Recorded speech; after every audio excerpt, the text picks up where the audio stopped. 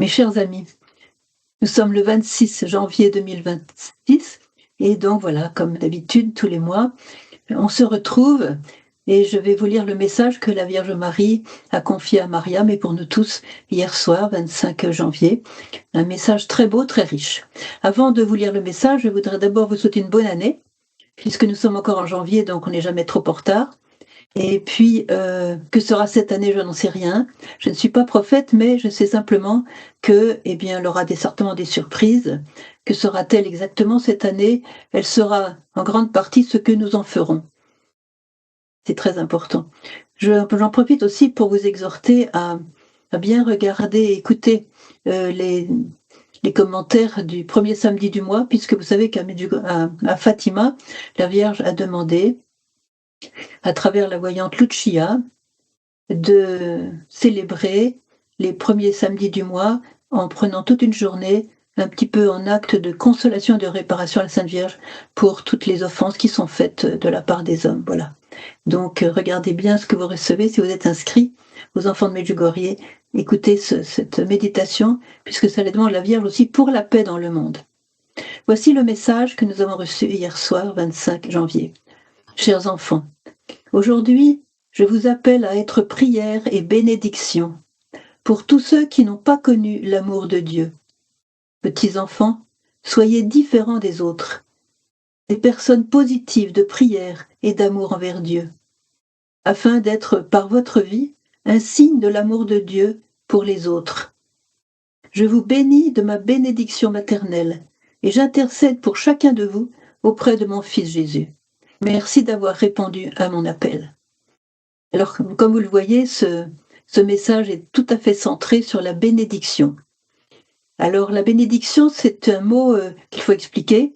Ça n'est pas dire du bien, comme ça c'est la version latine qui n'est pas vraiment biblique, c'est beracha. Ça veut dire que quelque chose de Dieu, quelque chose entre guillemets de Dieu, nous est communiqué pour entrer dans notre âme, à notre insu bien souvent, et donc c'est un cadeau de Dieu, on reçoit la bénédiction. Et c'est ce qui est arrivé aussi tout simplement à Abraham. Alors Jésus parle à Abraham et lui dit « Deviens bénédiction ». Ce qui signifie « Si tu accueilles ma bénédiction dans ta vie, je ferai de toi une bénédiction pour tous ceux qui t'approcheront. Sois bénédiction, c'est-à-dire sois source de paix, source de joie, foyer ardent d'amour. » C'est par tout notre aide que Dieu veut faire passer sa bénédiction. Il veut aimer à travers nous tous ceux que nous rencontrons. Et que personne ne nous quitte sans se sentir meilleur. C'est aussi très Mère Teresa, que tous ceux que vous rencontrez repartent plus heureux. Donc la bénédiction, c'est pas quelque chose qu'on peut fabriquer, qu'on peut créer nous-mêmes. C'est quelque chose que l'on reçoit de Dieu. C'est Dieu qui se communique à nous. C'est une part de Dieu qui nous est donnée. Et la Vierge nous demande d'être bénédiction, d'abord être prière et être bénédiction. Alors mes chers amis, je ne veux pas vous priver d'une parole que j'ai beaucoup appréciée de la part de Don Dolindo. Vous le connaissez bien maintenant, j'en ai parlé souvent, d'un grand saint de Naples, qui était considéré un peu comme le Padre Pio de Naples. Et c'est un homme de prière, un homme de Dieu, un homme qui faisait même des miracles, et c'était... Voilà. Donc Saint Don, alors Saint de Lille, il n'est pas canonisé, mais il mériterait beaucoup de l'être. Alors il a donné cette parole qui va consoler beaucoup d'entre vous. En tout cas, moi, ça m'a fait très plaisir. Il pose la question, quel est le meilleur moyen de bien prier? Eh bien, je vais faire un paradoxe, c'est lui qui parle. Eh bien, pour bien prier, eh bien, c'est quand on prie mal. C'est quand on prie mal, c'est lui qui dit ça. Quand on est plein d'aridité, quand on est plein d'oppression, lorsque, malgré le fait que tu pries, c'est l'aridité, et à ce moment-là, tu rends à Dieu une grande gloire et un honneur très très grand. Mais si ton aridité est due à tes manques, c'est-à-dire que tu ne pries pas, ou quelque chose comme ça, eh bien, à ce moment-là, tu ne pries pas du tout. Enfin voilà, il faut simplement se dire que quand on a du mal dans la prière et qu'on prie quand même, c'est ça le but. Quand on a du mal dans la prière à cause de l'aridité, de la sécheresse, et qu'on prie quand même, on dit quand même nos prières, disons comme ça, eh bien c'est à ce moment-là qu'on prie bien.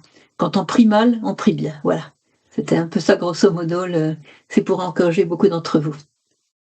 Donc je disais que la bénédiction est une grâce de Dieu qui se reçoit. Et lorsque nous avons reçu ce cadeau de Dieu qu'est la bénédiction, cela change nos pensées. Nos pensées deviennent des pensées de miséricorde, des pensées qui s'ajustent à celles de Dieu. Très souvent, on a des pensées un petit peu mélangées, on a des pensées d'ailleurs des négatives aussi, contre les uns et les autres, voilà, on fait des jugements peut-être, on a des tristesses, on a des voilà. Alors c'est important quand on veut la bénédiction de Dieu, c'est en quelque sorte, de se réfugier, de se cacher en celle qui déborde de toutes les bénédictions, c'est-à-dire la Vierge Marie. Et là, elle nous dit: soyez prière et bénédiction pour tous ceux qui n'ont pas connu l'amour de Dieu. Alors ceux qui n'ont pas connu l'amour de Dieu ne sont pas croyants. Et Myriana, qui a souvent été témoin des larmes de la Vierge, nous dit que lorsque Marie parle de ceux qui ne connaissent pas encore l'amour de Dieu, ceux qui ne connaissent pas encore l'amour de Dieu, eh bien, elle pleure. Et quand on prie pour ceux qui ne connaissent pas encore l'amour de Dieu, c'est comme si on essuyait les larmes sur ses joues, et ça la console. Les larmes de Marie qui coulent à cause de ceux qui ne croient pas, tout simplement, qui ne connaissent pas l'amour de Dieu, parce que, comme elle a dit elle-même, le mal qui arrive dans le monde est dû au fait qu'il y a des incroyants, ceux qui ne se battent pas pour le bien, ceux qui ne connaissent pas Dieu, et qui vivent un petit peu selon leurs propres pensées, sentiments.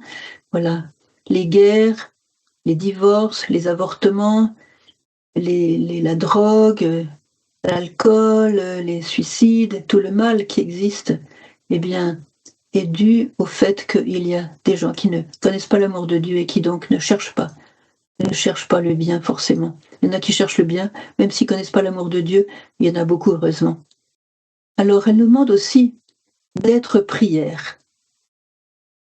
Être prière, ça ne veut pas dire réciter des prières. Bien sûr, c'est bien de réciter des prières, de dire des prières. Mais être prière, ça veut dire que tout l'être est transformé par la prière que nous faisons, que nous adressons à Dieu. C'est-à-dire que tout notre être devient prière. On peut faire la cuisine, on peut faire le ménage, on peut donner à manger aux oiseaux, on peut conduire une voiture. Si nous sommes prière, il y a quelque chose qui part de nous, de notre âme vers Dieu, en continu. Et ça, c'est très très beau. Être prière, souvent, la Vierge nous dit être amour, être prière, être bénédiction. Voyez, c'est l'être qui change, c'est l'être qui se laisse modeler par Dieu et par la grâce de Dieu. Petits enfants, soyez différents des autres. Alors là, qu'est-ce qu'elle entend par là? Eh bien, je me souviens qu'un jour, elle parlait de Medjugorje et elle a dit: Medjugorje, c'est comme une mosaïque. C'est dans une mosaïque, chaque pierre a sa place et chaque pièce a sa couleur, chaque pierre a sa forme, et donc le monde est comme ça, c'est une mosaïque. Dieu n'a pas fait de clones, Dieu a fait des personnes qui sont très différentes. Et la Vierge nous a dit une fois: n'oubliez pas, chers enfants, que chacun de vous est un monde unique devant le Père Céleste. Nous sommes donc très différents. Mais quelquefois, à cause du respect humain, à cause de ces grands pièges du respect humain, surtout de la part des jeunes, ils veulent tellement être comme les autres jeunes qu'ils oublient leur propre qualité, leur propre personnalité, leur propre don, leur propre couleur en quelque sorte, leur propre forme, et pour être comme les autres. Et c'est un grand piège parce que comme les autres, ça veut dire quoi? Ça veut dire faire comme les autres. Et c'est pas forcément un bien, parce que font les autres? Alors c'est un appel de la Vierge qui est crucial, parce que nous devons avoir le courage de dire: Seigneur, merci de m'avoir créé, et merci de m'avoir créé comme je suis. Parce que Dieu n'a raté personne, et il faut savoir remercier le Seigneur pour le don de la vie et le don de ce que nous sommes. Parce que ce que nous sommes va former dans l'éternité cette mosaïque merveilleuse et très harmonieuse, colorée et merveilleuse d'art. Eh bien, dans le ciel, on va reconnaître la beauté de chacun, la splendeur de chacun, chacun porte quelque chose du Christ. Et Saint Joseph, il porte toutes les qualités du Christ, en fait. Saint Joseph, oui. Soyez différents. Alors n'ayez pas peur d'être différent. N'ayez pas peur d'être cette petite pierre différente des autres pierres qui vous entourent. Et ça, c'est une protection. Alors ensuite, elle nous dit, soyez des personnes positives, de prière et d'amour envers Dieu. Alors, c'est que nous, les Français de France, nous avons cette mauvaise tendance de facilement râler, de facilement nous plaindre, d'être facilement mécontents. Quelquefois, on râle comme ça pour... Alors, quand Marie nous dit « soyez des personnes positives », ça me fait penser à une religieuse américaine, enfin, en fait, irlandaise qui vit en Amérique, Sister Bridge McKenna, peut-être certains d'entre vous la connaissent, et c'est une sœur qui passe son temps à raconter les merveilles de Dieu. Alors c'est magnifique parce que on est suspendu à ses lèvres et elle a une histoire après une autre histoire et elle aime raconter les merveilles de Dieu. Et après l'avoir écouté pendant 1 heure, on est émerveillé, on a envie de louer le Seigneur, on a envie de le remercier, on a envie de lever les bras dans une louange, on a envie de chanter. Voilà. Et c'est l'effet que fait de dire du bien, de chanter les merveilles de Dieu.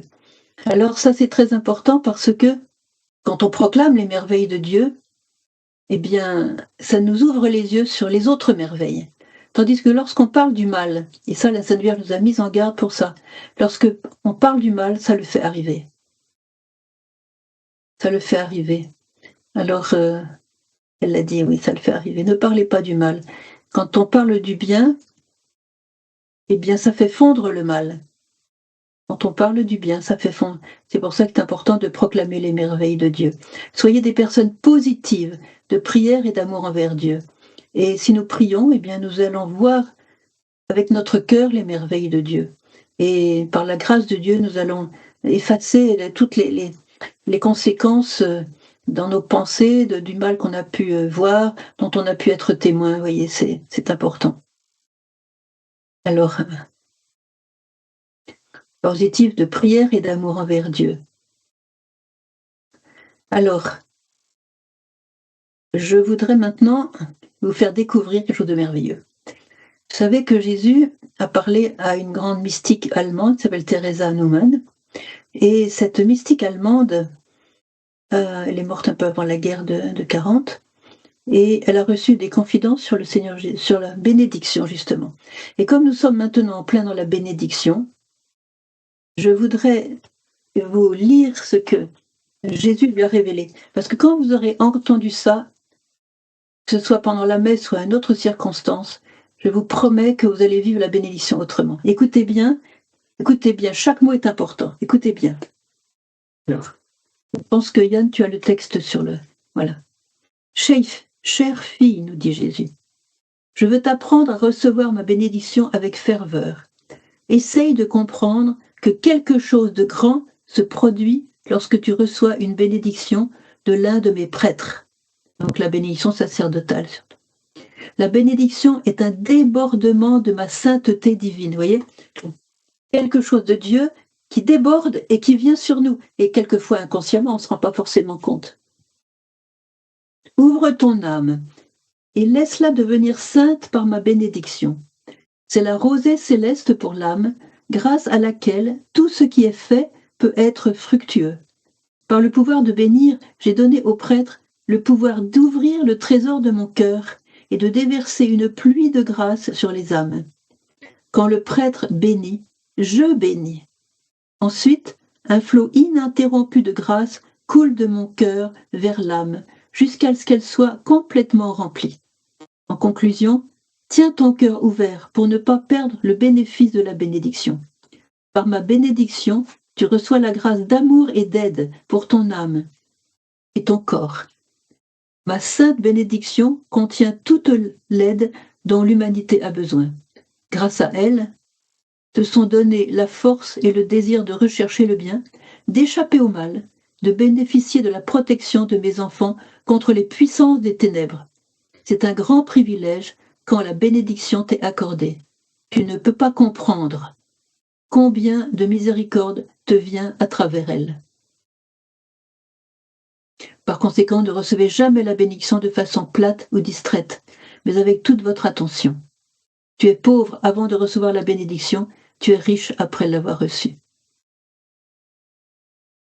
Mes bénédictions produisent de nombreuses fois des effets inconnus à l'âme. Par conséquent, aie une grande confiance dans ce débordement de mon Sacré-Cœur et réfléchis sérieusement sur cette faveur qui te sont cachées.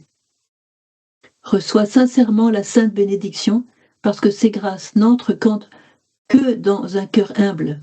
Reçois-la avec bonne volonté et avec l'intention de devenir meilleur, alors elle pénétrera dans les profondeurs de ton cœur et produira ses effets. Sois une fille de la bénédiction. Alors toi, tu seras toi-même une bénédiction pour les autres. C'est exactement ce que la Sainte Vierge nous a dit. Soyez prière et soyez bénédiction. On ne peut pas trouver mieux que ces paroles du Christ à cette mystique allemande, donc Teresa Neumann, qui nous rapporte avec bonheur toutes ces qualités de la bénédiction de Dieu. Alors je continue le message. Soyez donc des personnes positives de prière et d'amour envers Dieu, afin d'être un signe par votre vie, un signe de l'amour de Dieu pour les autres. Alors ici, je voudrais souligner que la Vierge nous dit par votre vie, plus que par vos paroles. Soyez un signe par votre vie. Alors c'est une bénédiction d'avoir quelqu'un qui respire la bénédiction, mais aussi, je dois vous lire un texte que Jésus a donné par Saint Matthieu, un chapitre 23 de Saint Matthieu. C'est un petit peu terrifiant, mais c'est comme ça, parce qu'il n'y a qu'une sorte de personne que Jésus n'aimait pas dans son entourage, c'était les hypocrites. Et ça, les hypocrites, ils ne supportaient pas ceux qui disent et ne font pas. Écoutez ce que Saint Matthieu nous dit au chapitre 23. Alors Jésus s'adressa aux foules et à ses disciples en disant, « Sur la chaire de Moïse se sont assis les scribes et les pharisiens. Faites donc et observez tout ce qu'ils pourront vous dire, mais ne vous réglez pas sur leurs actes, car ils disent et ne font pas. Ils lient de pesants fardeaux et les imposent aux épaules des gens, mais eux-mêmes se refusent à les remuer du doigt. En tout, ils agissent pour se faire remarquer des hommes. » Voilà. Je peux couper, mais... Donc ça, c'est l'hypocrisie. Alors on a le choix entre vrai et entre être hypocrite. Être vrai, c'est vivre ce que l'on dit. Alors, remarquez, je fais mon mea culpa, parce que si je vivais tout ce que je dis, je serais certainement très différente. Mais bon, chacun peut regarder un petit peu dans sa conscience, mais ceux qui prêchent doivent faire très très attention. Donc voilà, il faut être un signe de l'amour de Dieu pour les autres par notre vie, par notre attitude, par tout ce qui émane de nous, tout ce qui vient de notre comportement, de notre gentillesse, un sourire. C'est Mère Teresa qui disait, quand il y a quelqu'un que vous n'aimez pas beaucoup, efforcez-vous de sourire pendant toute une journée, et forcez-vous de sourire 5 fois à cette personne qui vous est insupportable. C'est un exemple, disons. Que soyez un signe de l'amour de Dieu pour les autres. Après, la Vierge nous dit, « Je vous bénis de ma bénédiction maternelle, et j'intercède pour chacun de vous auprès de mon Fils Jésus. » Alors, je vous bénis de ma bénédiction maternelle. Ça, c'est très, très grand. C'est très, très grand parce que Marie, vous savez que Marie n'a pas souffert quand elle a mis au monde Jésus parce qu'elle était immaculée conception et que les souffrances de l'enfantement étaient réservées à Ève et sa descendance. Donc Marie était immaculée, donc elle n'a pas eu cette souffrance au moment de la naissance de Jésus, mais elle a été créée mère de tous les hommes à la croix, quand Jésus a dit « Voici ta mère ». Et à ce moment-là, elle nous a enfantés. Et tous, elle nous a enfantés dans la douleur, parce que nous sommes tous pécheurs. Et c'est très beau de voir que Marie nous bénit de sa bénédiction maternelle. Ça veut dire qu'elle souligne qu'elle est notre mère, et que comme mère, elle veut enfanter chacun de nous, ce qui veut dire que par son amour, elle veut envelopper chacun de nous de son manteau d'amour. Et il nous faut être revêtus de ce manteau de pureté, d'amour, de lumière que nous donne Marie, notre mère. Et ce manteau qui nous enveloppe, bien, c'est l'amour de Marie qui nous rassure, qui nous sécurise, qui nous apaise, qui nous encourage, qui aussi nous purifie. Voyez ? Donc il faut se laisser envelopper par cette bénédiction maternelle. Et là, je voudrais citer une grande sainte mexicaine qui s'appelle la bienheureuse Conchita. Elle est très peu connue en France, mais elle est très connue en Amérique latine.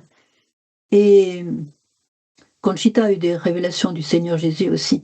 Et elle a beaucoup reçu de ce qu'a vécu Marie, justement dans cette maternité pour chacun de nous.